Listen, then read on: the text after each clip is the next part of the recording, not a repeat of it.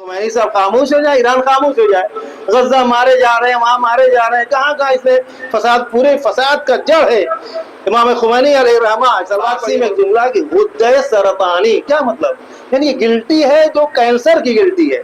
غدہ کہتے ہیں گلٹی کو، جو نہیں گول گول ہوتے ہیں لوگوں میں یہاں تو اس کو کہتے ہیں غدہ، عربی میں بھی کہتے ہیں، فارسی میں بھی۔ غدہ سرطانی یعنی کینسر کا غدہ ہے یہ اسرائیل، اور فرما رہے ہیں۔ دیکھیں موضوع میں اسرائیل میں نہیں بولنا چاہ رہا ہوں، میں لا رہا ہوں کہ امر بالمعروف کہاں ہونا چاہیے، یہ میرا ٹاپک ہے۔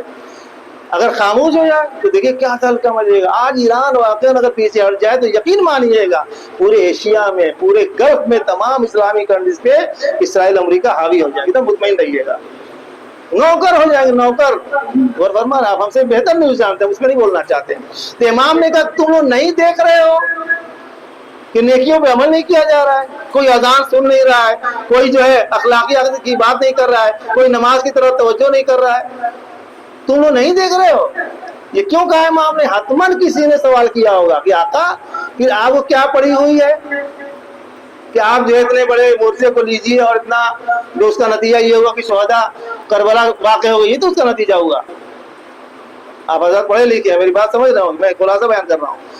نتیجہ یہ ہوا کہ کربلا واقع ہو گئی ہے کہ نہیں ہے، بچے شہید ہو گئے، خواتین جو بھی، ان کو کیا پڑی تھی؟ امام بھی خاموش بیٹھ جاتے۔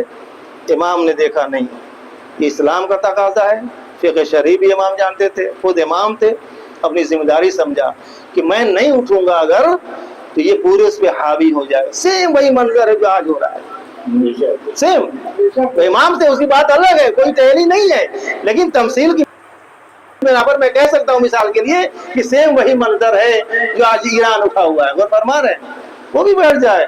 لوگوں نے کہا ایران کیا پڑی، ایران جو لڑائی کر رہا ہے، ارے جیسے سب ویسے ہی، اما جب سب ہو جاتے تو تم رہتے، نہ اسلام رہتا، نہ نماز رہے گی، نہ روزہ رہے، کچھ بھی نہیں۔ لہذا جو لوگ یہ کہتے ہیں مولانا مجھ سے کیا مطلب، مولانا مجھ سے کیا مطلب، اما تو یہ بتاؤ آقا حسین سے بھی کیا مطلب تھا جو کہہ رہے کہ میں اس لیے نکلا ہوں تاکہ ان کی اصلاح کر سکوں۔ امام ہی کہتے مجھ سے کیا مطلب، لیکن امام نے اپنی ذمہ داری سمجھی کہ جب یہ دور خلافت میں، یزید ملعون کے دور میں جوا عام ہو چلا ہے، زنا عام ہو چکا ہے، بے تگا لوگوں کو مارا جا رہا ہے، سزائیں دی جا رہی ہے، خلافت کو کوئی مقصد نہیں ہے، تو امام نے کہا کہ میں نکلا ہوں تاکہ اپنے امت کی، وہ بھی امت میں آتا تھا، اپنے امت کی اصلاح کر سکوں۔ کوئی کہے گی بھائی آپ کو کیا ضرورت ہے جانے کی، جیسے سب ہیں ویسے آپ بھی رہیے۔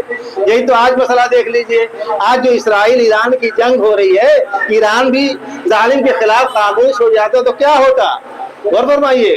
آج جو سب کہ ہم سے کیا مطلب، وہ کہہ رہا ہم سے کیا مطلب، ہم سے کیا مطلب، یہ سمجھے یہ سمجھے۔